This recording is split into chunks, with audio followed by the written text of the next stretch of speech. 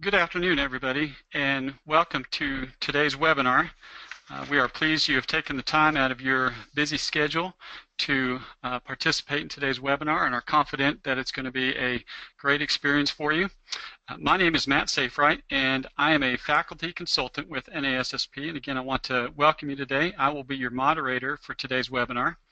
It is my great pleasure to introduce two friends and outstanding folks that we're going to learn a lot from today. Marcita Riley is a thought leader and passionate advocate for creating schools and districts where everybody, students, staff, parents, and community thrive. She spent 34 years of her career in public education experimenting with ways to teach and lead that make schools the trusted center or the heart of a community. Now she spends her time as an author, a speaker, and leadership coach for educators across the United States. Marcita and her husband have 6 brilliant grandchildren from their 2 daughters. She loves traveling, wine tasting, and keeping up with the grandkids as their lives unfold. Simon Bailey is a micro-philanthropist. He is a guy from inner city Buffalo, New York, who is attempting to put a dent in the universe. He leads an educational company whose purpose is to teach 1 billion people how to be brilliant in life and in business. He is the former sales director of the Disney Institute and one of America's top 10 most booked corporate and association speakers. He is the proud father of 2 awesome teenagers. He loves movies and cheers on the Buffalo Bills, who will win a Super Bowl in his lifetime. Sorry, Simon, I wasn't choking on that statement there. Your Bills are going to get it, I'm sure. So those are our presenters today, and again, thank you for everybody for participating with us. Before I turn it over to Simon and Marcita, just a couple quick notes. I want to make sure everybody has some phone numbers if they have any technical issues today.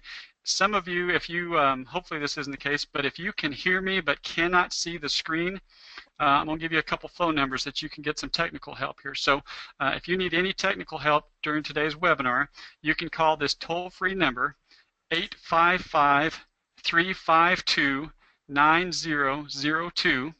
Again, that's toll-free, 855-352-9002. And you will need to give a specific webinar ID number when calling.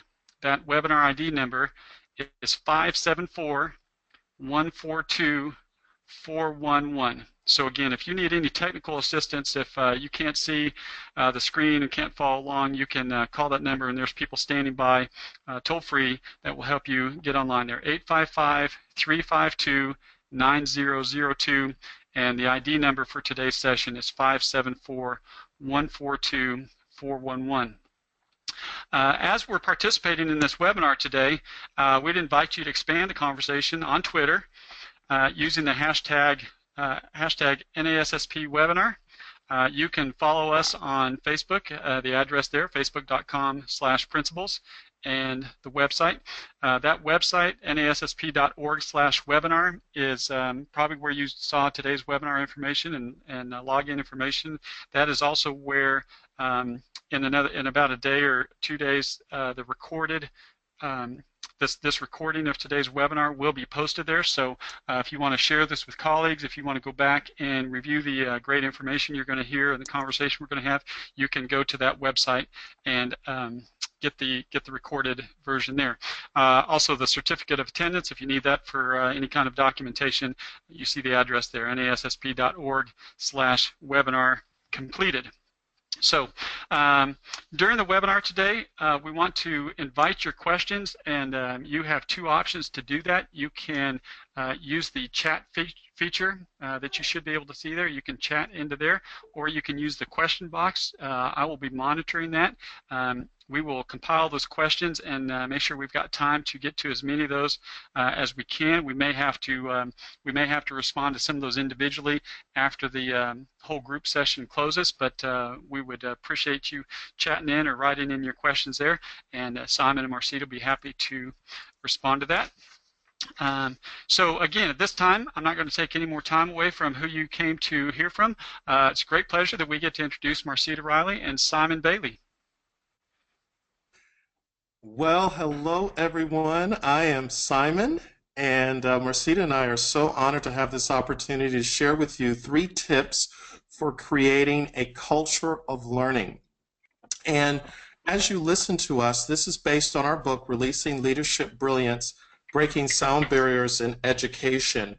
And the information that we will share in this time is based on 16 case studies, 12 tools, and some of the amazing research from the National Association of Secondary School Principals. So we're so honored that they are also our co-publisher for our book, Releasing Leadership Brilliance.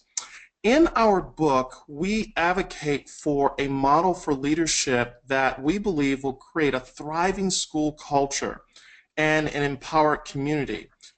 We believe that leadership is an activity, not a position, and that education is everybody's responsibility to help all children reach their potential. So we want to walk you through the 4 cornerstones, and this model that we have put together starts with personal brilliance, collaborative brilliance, team brilliance, and what we also believe, most importantly, that is student brilliance. So when you think about personal brilliance, we just say it starts with I am. Collaborative brilliance is we can. Team brilliance is we must. And then student brilliance is they can.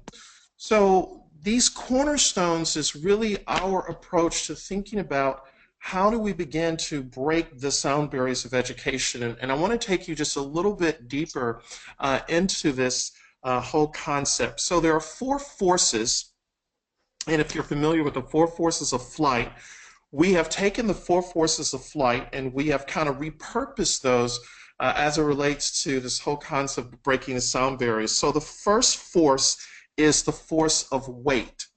And weight is what gives the aircraft substance, and this connects with personal brilliance to you as a leader, and your weight and your personal brilliance is all about what are your beliefs and what are your values, because that's what you bring to your school every single day.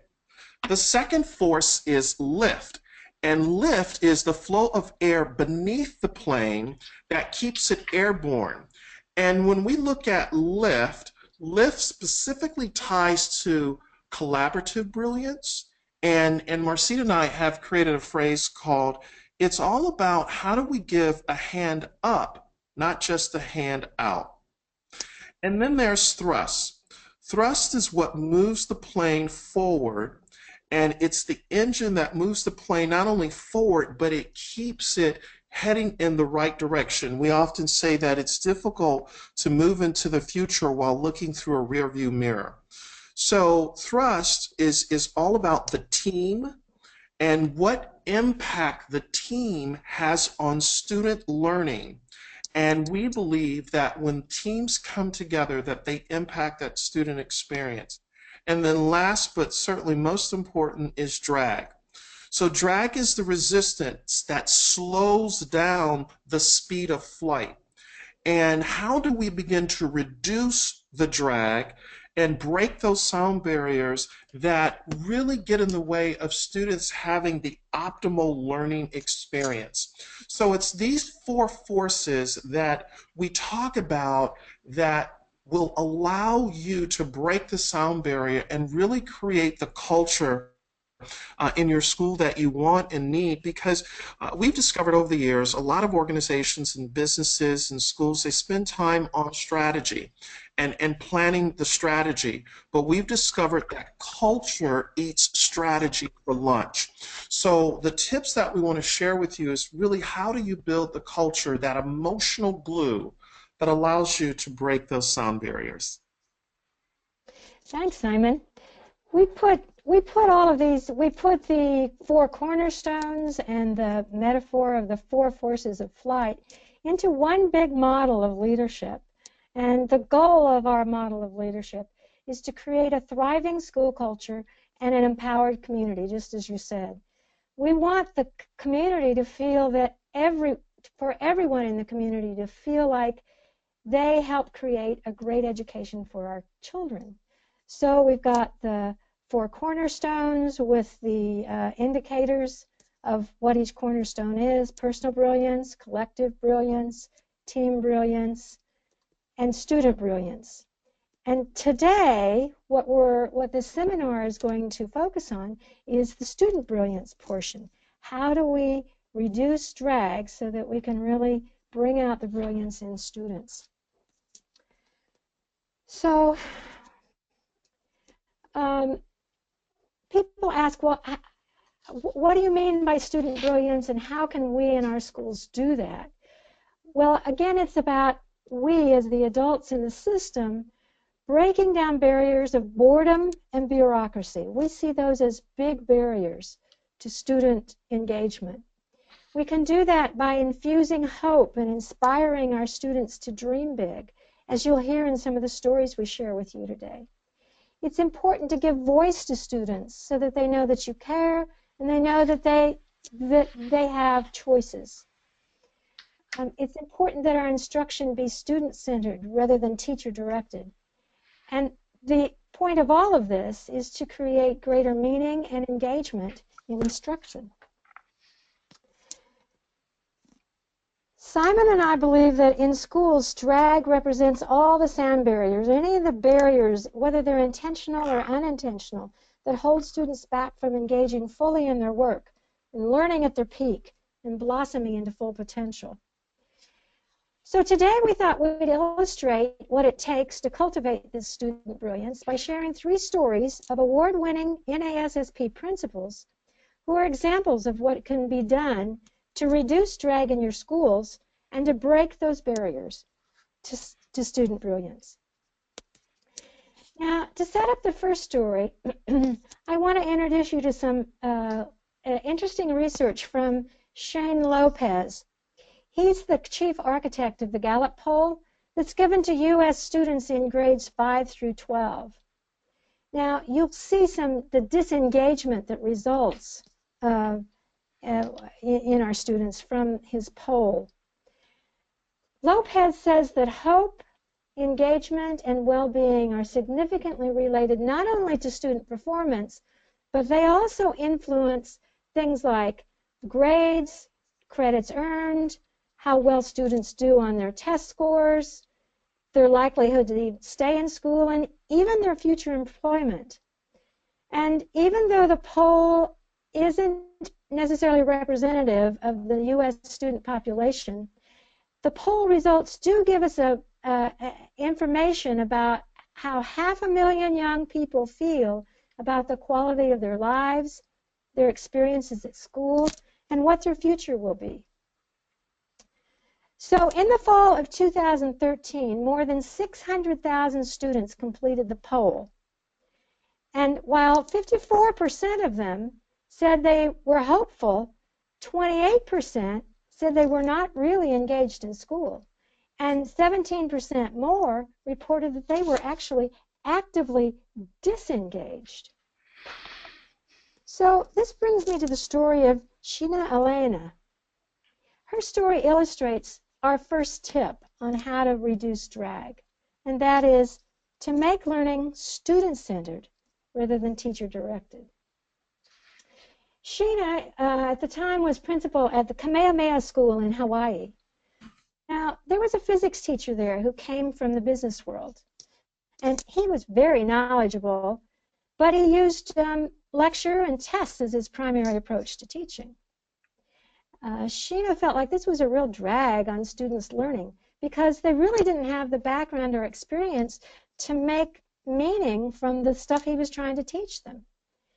But when she talked to the teacher about it, he just kept saying, well, I don't know what you mean by giving students experience in learning. I think that's what I'm doing. So Sheena decided she had to find a model for him to see what experiences in learning looked like. In other words, she had to make this teacher's learning an experience for him. And so she arranged to visit with this traditional teacher, another physics teacher in the building who was really masterful at making the content real meaningful and fun for the students. And they were going to observe a lesson on the physics of the pendulum.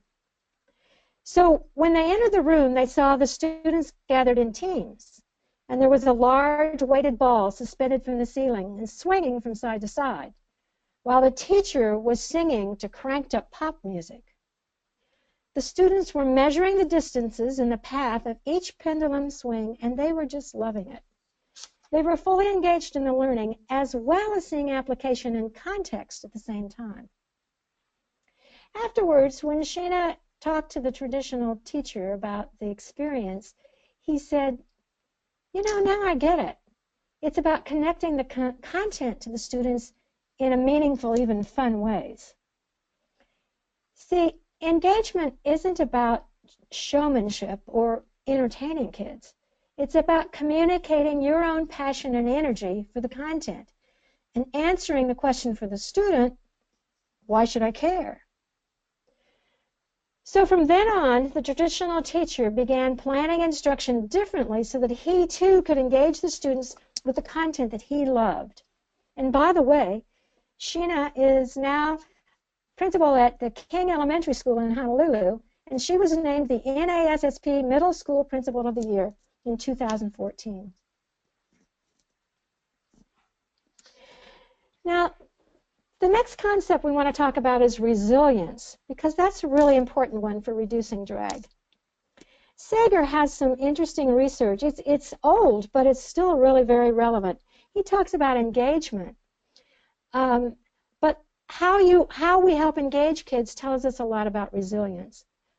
Now, resilience is a set of attributes such as feelings of competence, belonging, usefulness, and personal control.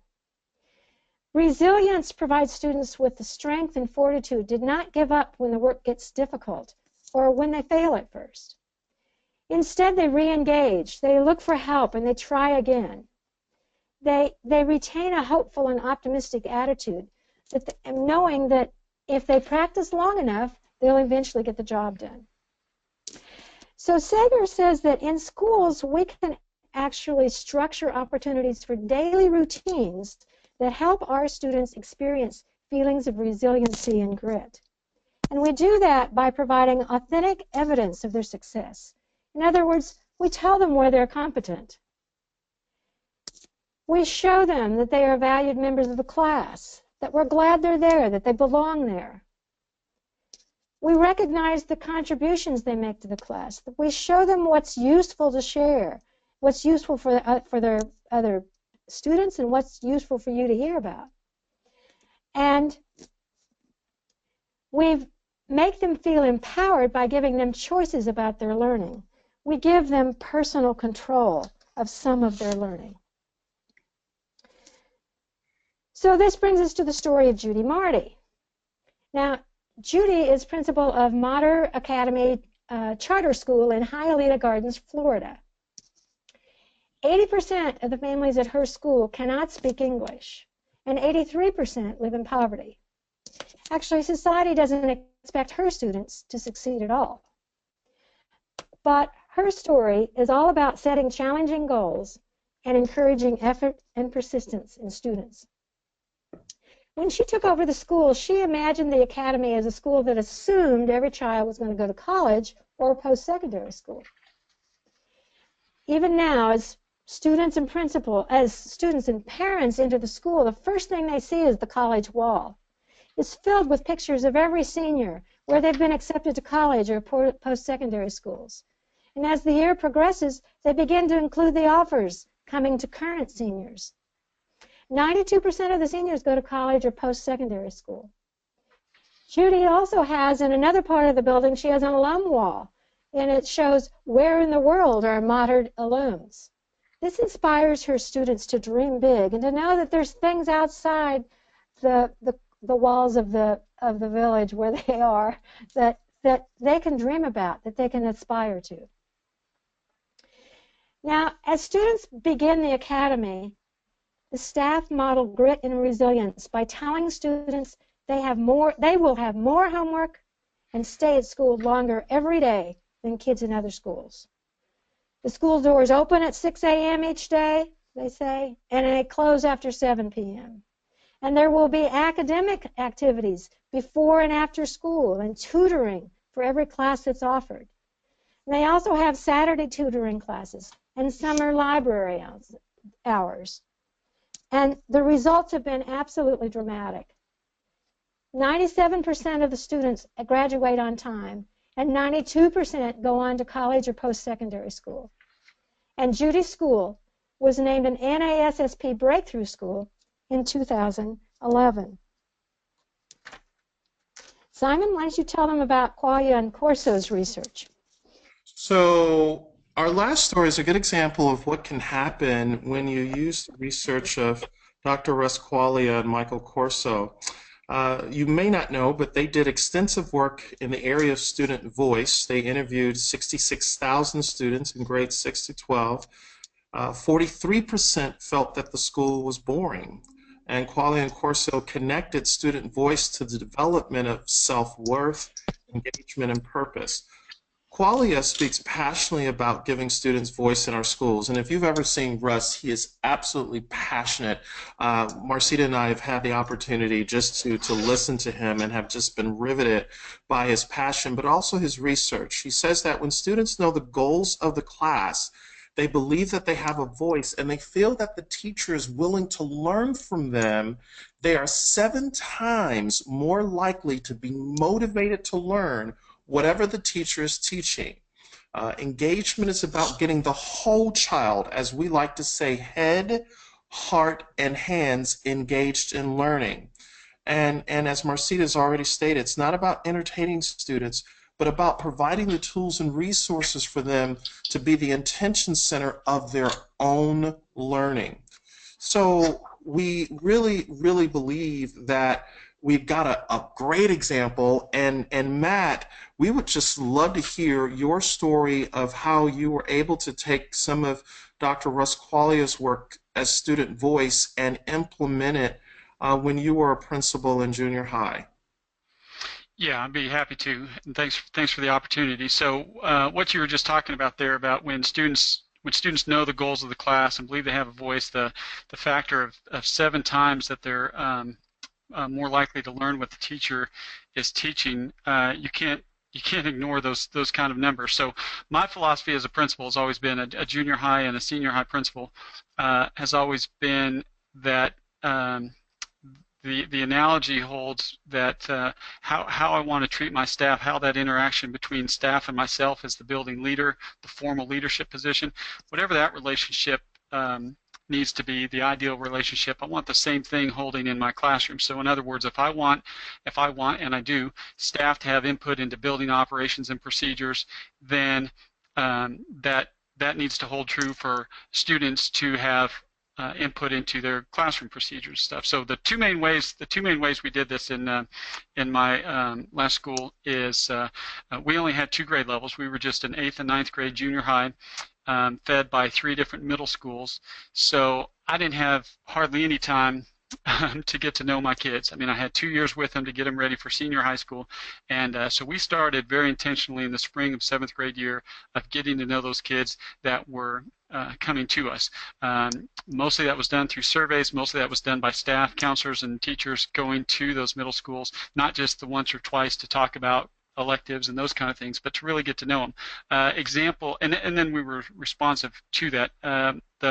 Probably the most powerful, and at least it's the one that gets me the most emotionally worked up, is there was one year that we were going out to our middle schools, and we found out just in the course of conversations with the staff at these 3 middle schools that fed us that we had 6 of our incoming 8th graders, 6 of our kids that were coming to the next year had lost a parent in the previous 2 months.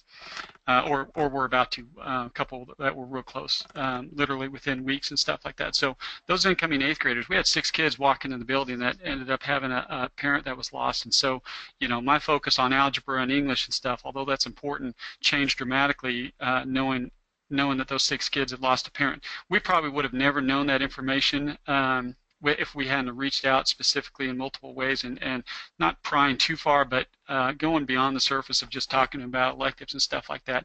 And we did some things different for those kids that really helped them be successful those years. So we were intentional about getting to know our kids before they came to us, and then during the school year, the probably our primary method there is we did what we called student satisfaction surveys. And again, that was analogous to what I did with staff, as I always wanted to know staff operations. And this is, some of you might be hearing this as kind of a morale thing. It's broader or deeper, so it's just different than morale, my definition of satisfaction. But my goal for my students was that they all had high performance, and I'm literally meaning world-class performance, and simultaneously they had satisfaction. And the easiest way I can define satisfaction is, in terms of my students coming to my school, is the question of would you come to school if you didn't have to? If your parent didn't make you, if there wasn't a societal expectation, if there weren't mandatory attendance laws and stuff, would you come to this school even if you were never made to and didn't have to? In other words, are you getting what you need both for your current situation and your future? And that's what drove our satisfaction focus. We had certain staff members that all had responsibilities in this process, but in a nutshell, every couple of weeks we would do not completely random, because we would do a random selection of 8th grade boys, 8th grade girls, 9th grade girls, 9th grade boys. So we had a stratified sample, I guess is technically what it is. And we would bring those kids in, and they would fill out an anonymous survey online, just using any one of the free tools. We used to do it on paper until we started doing it on computer. And we would collect those results and then aggregate them instantly on the spot. And we'd have some trained staff, counselors, or some other people that would meet with each one of those small groups and talk about those kids' results, those instantaneous results, and then also talk about what previous groups had submitted. And just like any good piece of data, whether it's this kind of data or test data or something like that, the data is valuable to a point. The real value comes in having the conversation and the human brain putting some value judgments and making decisions based on that. So the conversations that came out of that, I'll go back to Simon, Marcita, what you guys are talking about, your word drag. I never use those words, but that's a perfect analogy. I wanted to minimize, if my kids all individually and collectively as a school were an airplane flying through the air, I wanted to minimize, if not eliminate, that drag, that resistance that was pulling against them, keeping them from propelling themselves forward and stuff. So one is you give them more energy to go forward. At the same time, you simultaneously try to reduce that drag. So that's what we tried to minimize. We tried to minimize or eliminate the things that were unsatisfactory, unsatisfying to kids, and the end result was, with very little focus on test scores, by reducing that drag, it ended up having the propulsion of high test scores and high other academic measures that that we wanted for our kids, but it was a very satisfying school experience for those kids. So that's it in a nutshell. Thank you so much, Matt, and we're happy to share with you that Matt is one of the featured case studies in our book, Releasing Leadership Brilliance, and he will be at the National Principals Conference. So if you want to get his autograph on his story, that would be great. We just don't want you to sell it on eBay.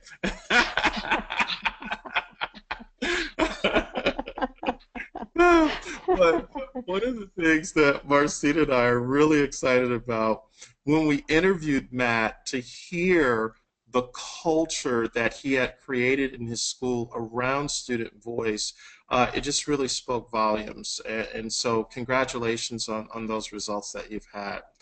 Yeah, thanks very much. I had a great staff. Yes, yes. So building on that, building on what Matt just shared with you, we came across some additional research from John Hattie. And in John Hattie's research, he did a meta-analysis of 60,000 studies, over 88 million people included in those studies. And one of the things that was really kind of spoke to us as we looked at his work is that the stronger predictors of student achievement was the teachers' relationships with the students. He found that when teachers had a strong positive relationships with students, the effect size on student achievement was 0.72 compared to 0.4 effect size to attain the typical 1 year of academic growth.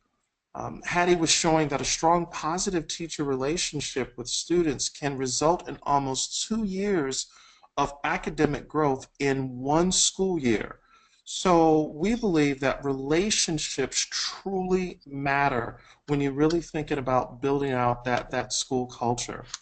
And just once again, looking at some of the work of Dr. Russ Qualia and Michael Corso, we realize once again, and you see it there, is that the importance of students' relationship with their teachers, they found in their work that when students think that they can be successful and believe the teacher thinks they can be successful, they are 8 times more likely to be motivated to learn than students who don't have those beliefs.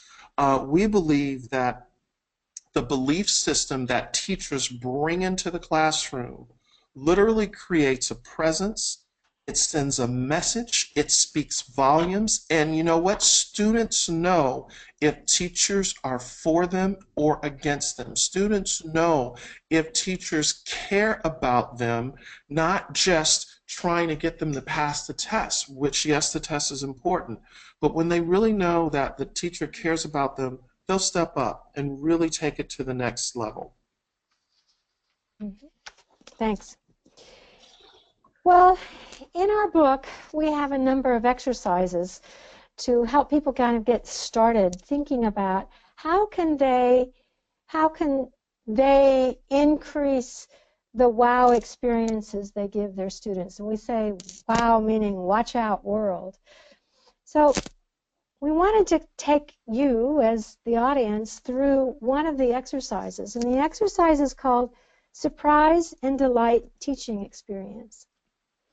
So I'd ask that you maybe get out a pencil paper, or if you have a journal there, or maybe you're just thinking about it. But it's helpful if you can find a thing to write it down, because that helps you collect your thoughts. Think about a great student relationship experience you had in the past. Now, I know all of you have had some great experiences. Think about an experience with a student that maybe wasn't initially easy for you to manage, to really make the connection. So I'll give you a minute to think about that.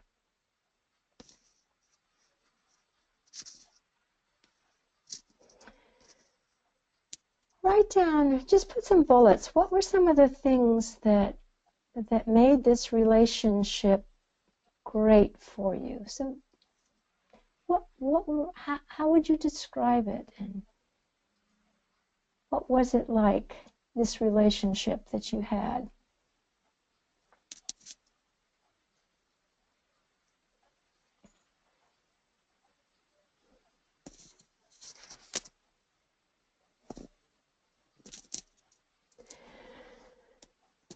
What surprised you about this experience?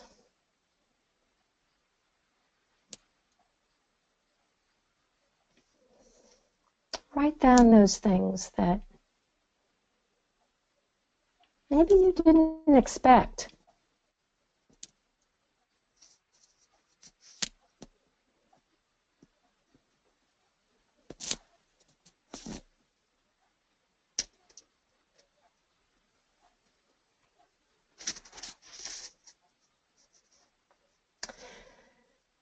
How did this relationship, once it developed, make you feel?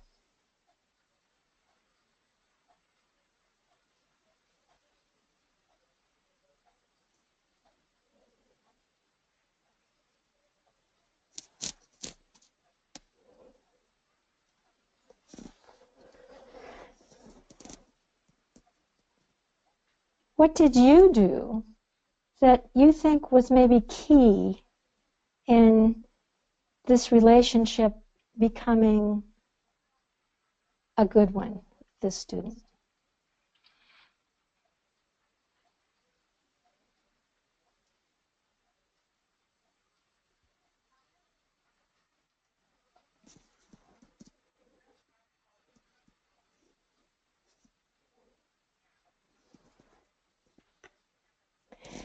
And how can you create more opportunities like this with more of your students?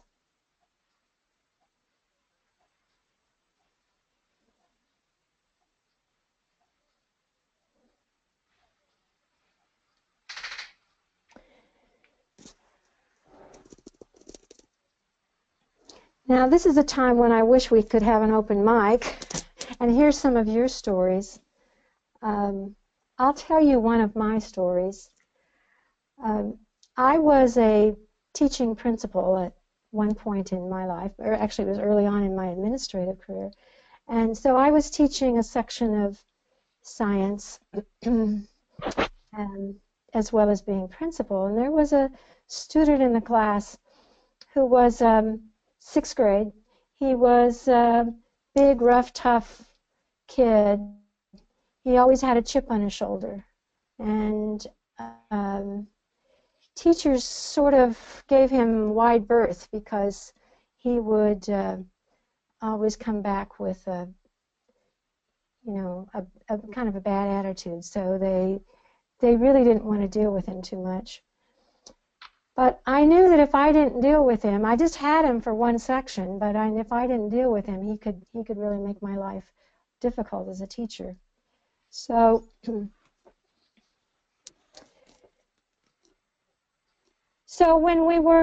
as I was teaching him, as I was teaching the science class, my main point was to help them understand the scientific thinking. And I was always telling them as the big test was coming up in the springtime, I said, there's going to be questions on this test from the state that you're not going to know we wouldn't have studied, because it was an achievement test. It wasn't a cognitive test of content. And so I said, the test is made to be sure that there are lots of things on there that kids don't typically know about, because they're just really wanting to see how much kids know, even if they haven't been taught it in class. And I talked to them about just looking at the evidence and knowing that they could find out things if they really thought it through.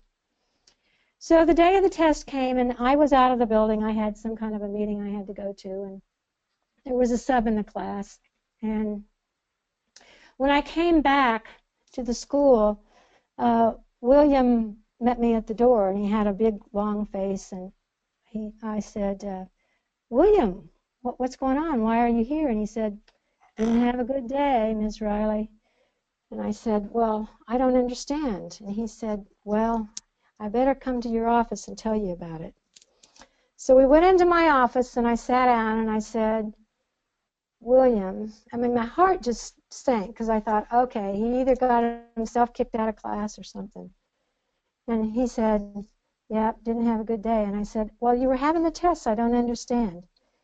And then he just smiled. He broke into a great big smile, and he said, nah, I was just teasing you. He just said, I think I did really well on that test, and I just wanted you to know that I decided I could think as a scientist. I could do this scientific thinking, and I think I did real well. Now, when I think about that relationship with William, what surprised me was that he didn't give me the problems that he gave other teachers. How did I feel about it? I felt like we had a relationship, and sometimes he got himself into a lot of trouble because he was a frequent flyer in my office. But it really helped. A frequent flyer. I love that. I'm sorry. Yeah, I know. And so what I did was to talk with him about what he liked, and I'd ask him if he understood things. And so I gave him, I gave him attention that sometimes he didn't get from others, because they were avoiding him because he had such a bad attitude. So it helped me understand that the key that I was doing was to really identify a strength in some kids, or identify an interest, or think of it from their point of view. And I guess that's the thing that Simon and I believe in, is that when you break down the barriers and you create relationships in students, when you view schools from the student's point of view. And that's exactly what Matt was doing when he was getting information from kids. He was getting it from their point of view, and then acting on it. Simon, I bet you were a frequent flyer. The teachers used to tell my parents that I was very hyperactive, and I was a bit of a challenge. And this is way before they put kids on prescriptions to calm them down. So yeah, I was a C student at best, and I struggled through school. But I think that the happiest day of school is when the teachers saw me walk across the stage. Because you were getting out, or I was because getting you out. actually well, over here, Simon, when you think about some relationships you had with teachers, which are the teachers that helped you have good relationships?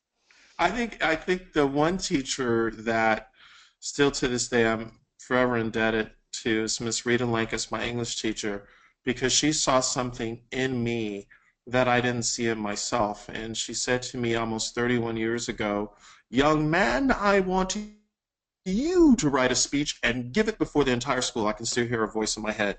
And I think my physics teacher, Mr. Swepka, taught me about centripetal force, and he made it fun and interesting. And I had a relationship with them because they talked to me, not at me. And I Mm, still remember this so many years later. that's good. Matt, how about you? Well, who was a teacher who you remember that made a difference for you? It was the same. I was a math science guy. I taught high school math and physics as in my teaching career and stuff. But when I right here, right on the spot, when you ask me that, the first people that I think of are my junior and senior high school English teachers.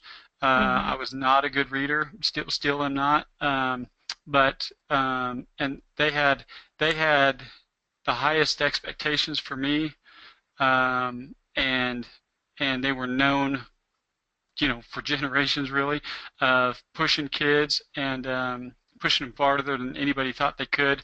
But it started with a relationship, and I know we've probably got a wide group of grade levels represented with our participants today. And one of the things that I kind of, not to offend anybody in the crowd, but one of the things I always kind of rebelled against, especially when I was a senior high principal. I was a senior high principal of just an 11th and 12th grade building. I only had juniors and seniors, and sometimes my staff would get a little bit, when we talk about staff satisfaction or building relationships, it was that conversation. Now that's touchy-feely stuff. That's middle school stuff, and some people get it and some people didn't. But it's and I think there is a component of touchy-feely sometimes a little bit. But anybody that knows me knows it's not touchy-feely with me. Far from it.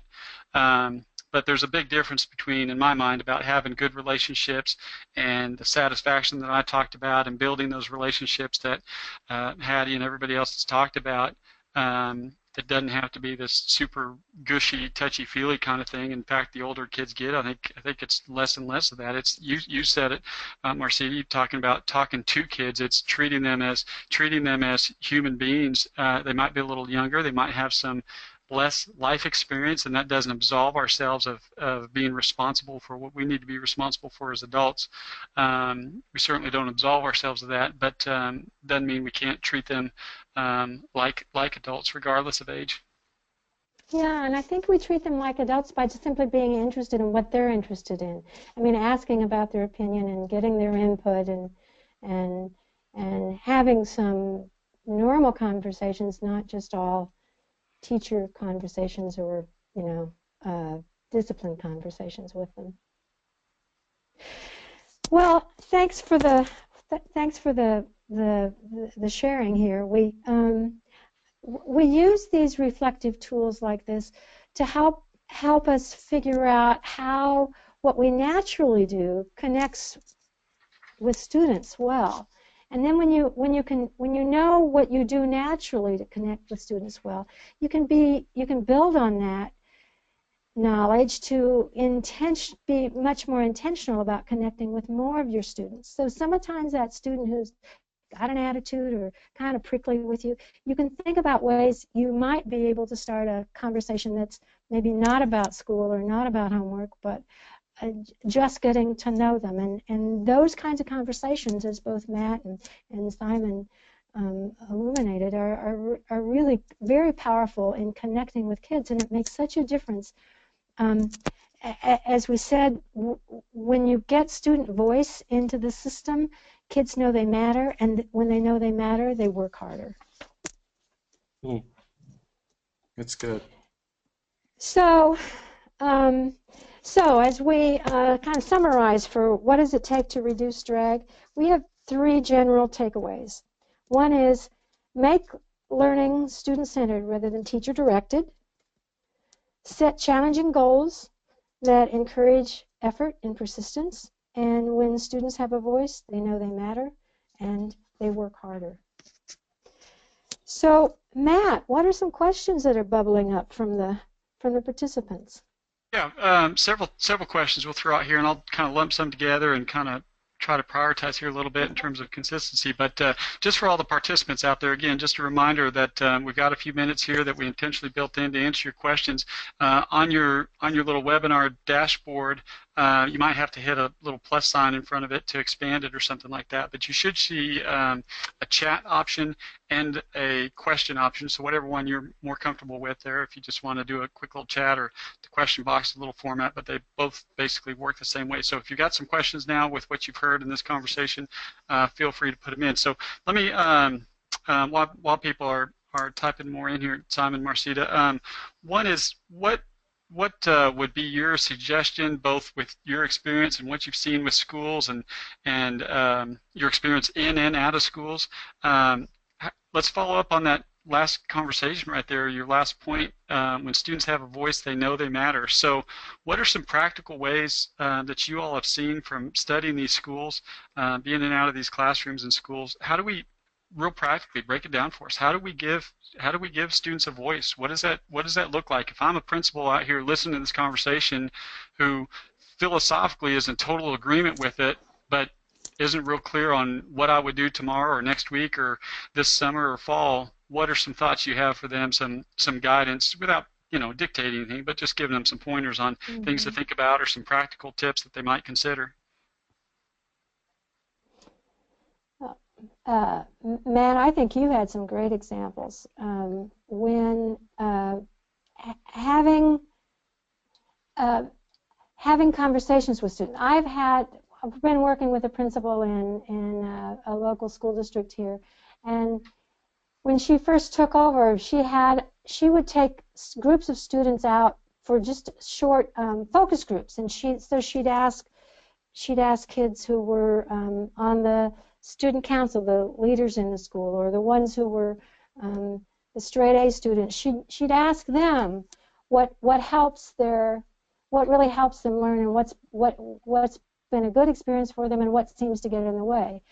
But she wouldn't stop with that group. She'd go to the group that was at the bottom, she'd get together the kids who were really struggling to make credit and to pass their courses, and she'd ask them, and she'd gather together, she'd have the counselors get together some of the dropouts.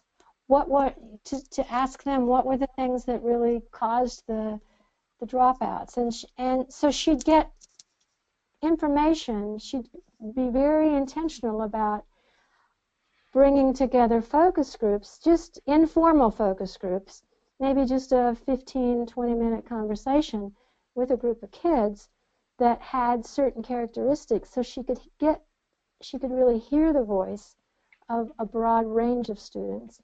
It was very helpful, and I think you indicated that you did that kind of random testing, so you could hear what students were thinking and doing.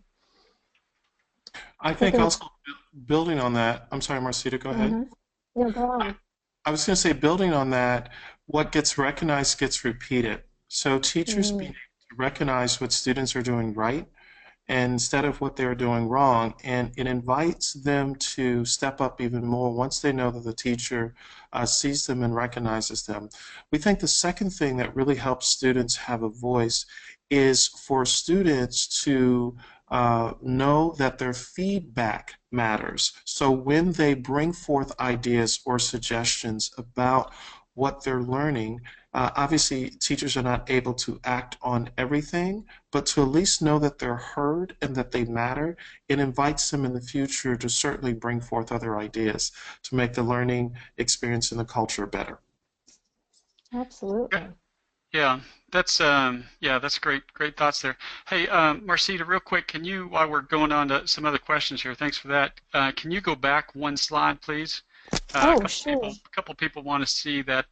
Yep, that one right there. A couple people want to see that.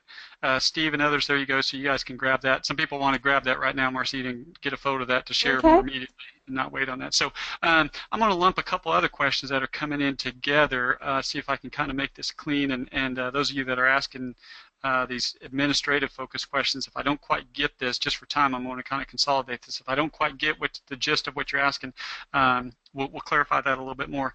But Marcita, Simon, the questions are related to what I'm going to lump together is more administrative actions.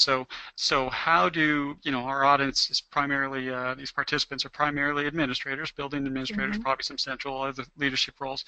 So how do these administrators increase the staff buy-in? How do they help their teachers really show these kids how much we care? How do we, as administrators, and I'm going to put my own spin on here. Whether I'm a small school, I was up in South Dakota a couple weeks ago. If I'm a small school of 100 kids with a huge geographic area, or if I'm downtown, urban area with 4,000 kids, and stuff like that. And that's pretty broad generalization there. But regardless, how do we as administrators, what are some steps we could take in our formal building leadership position to increase that student voice, to help the students know that they really are cared for and they have that voice? So, Yeah, go on, Simon. ladies You first. start. Ladies first. No. You start. So one of the individuals that Marcita and I interviewed was Carol, who is principal at Sleepy Hollow. And one of the things she shared is she took over a school where principals did not last very long.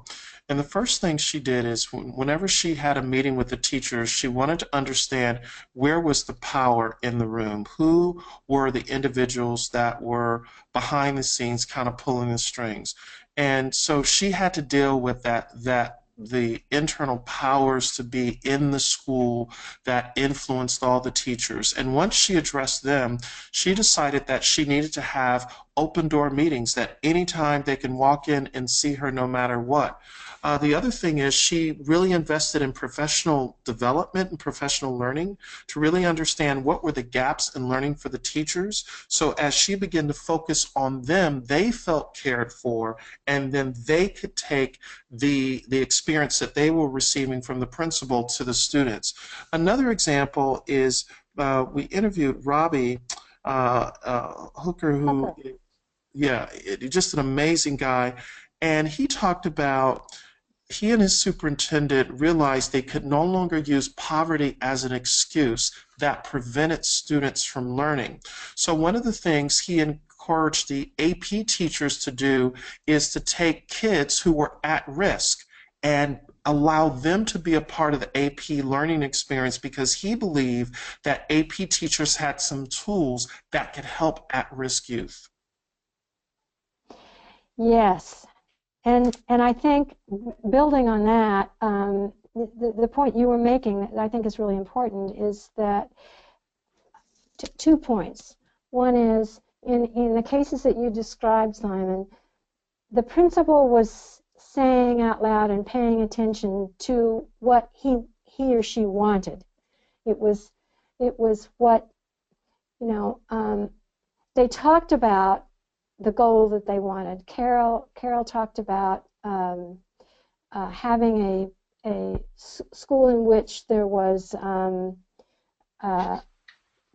teachers were really excelling with kids, that the kids were the focus, not teacher driven, because she came in, the school was really teacher driven, and so she talked about what the kids' needs were. And then And then she really made sure that the power structures had respect, that she respected them, that she was working through union rules, and that they had something to offer. But the criteria that they always had to meet was, how does this affect kids, and how is this really best for kids? So it's kind of a two-way thing. It's being very clear about what is the belief or value that I hold really high as a leader, and then working with the people within the system who are sort of leaning towards you, and you spend a lot of time with them, and you give them status, and you give them recognition, and you help them be kind of the help them be leaders, and they're already respected within the group. So that was an interesting thing that Carol did, was identifying who were the leaders on my staff who had respect and influence on the staff and were willing and sort of interested to go with the beliefs that I held.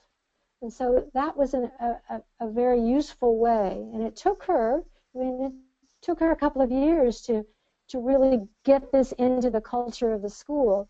But that's how she worked it, and it's a good example. And then Robbie had to do the same thing, but of course he was working with teachers, usually, often teachers who are teaching the AB courses are considered the most influential.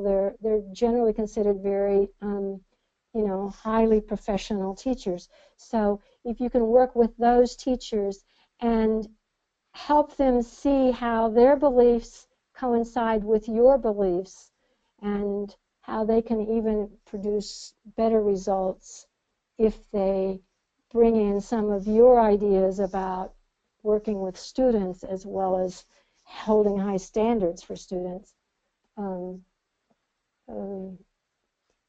Anyway, you help them see how it's good for them, and they can continue to have status and respect from their colleagues. That's good. Any other questions, Matt? I think we've about covered it there, and I notice we're running right up to our deadline. So I know you're going to put some contact information up there. So participants, in just a minute, if you got any other questions that we didn't quite cover, I'm trying to respond back to some of these in here.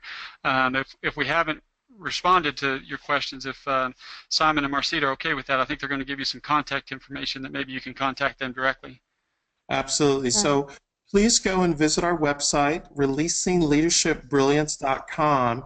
And on the book tab that's at the top of the site, you can sign up to pre-order our book, Releasing Leadership Brilliance. And if you sign up today, there will be a drawing for 2 people to get reimbursed by us for the book price. So we're really excited about that. And as we mentioned, we're co-publishing this book with NASSP. All right. And then in the next slide, here's our contact information. Please feel free to email us. And use the Breaking Barriers Together hashtag. There's a lot of great information that's there, and individuals who are already starting to learn a little bit about releasing leadership brilliance as we've been sharing it around the country. And, we really hope that we're going to see you at the National Principals Conference in Philadelphia. Simon's going to be the speaker at the NASSP Awards reception, and we'll be there. We've submitted to do a concurrent session, so we hope you'll attend that, and bring your book if you've got it, because we're going to be signing books for a couple of times during that conference. So we certainly hope to meet some of you there. And please stop us at any time and take pictures. We'll make sure it's a good hair day for us. And, yes. Simon's all about hair, of course. And as you get to know us, we're all about really having fun and improving your experience as educators. So thank you for all that you do to impact students who will be our leaders of tomorrow. Yeah, you bet. Thanks, Matt. Thanks, Matt, for being our wonderful moderator. Thanks for being with us, Marcita and Simon. Can't tell you how much we appreciate it. And participants, we know how busy the life of a school administrator or school leader is. Again, hope that this National Principals Conference in July in Philadelphia will fit into your summer professional development plans. A reminder that this is the first time that NASSP and our sister organization NAESP, the Association of Elementary School Principals, we will do a joint conference. There will be sessions that are focused on all grade levels, K-12, and still we'll have our specific grade level focus and stuff. It should be a great conference that all school leaders from all grade levels come together and stuff, so look forward to that. One last reminder is that, again, this webinar is being recorded. It'll take us about 24 hours to get it online, but about a day from now or by Friday, please, if you want to share this with other folks, share it with your staff, share it with other educators, come back and review this later, the information or the content on the slides, please go to the nassp.org/webinars video website, and this will be there in about a day or day and a half. So participants, thank you for taking this time out of your busy schedule, and thank you again to Simon and Marcita. Thanks for this great conversation, and I hope everybody has a great afternoon. Thanks. Bye. Bye-bye.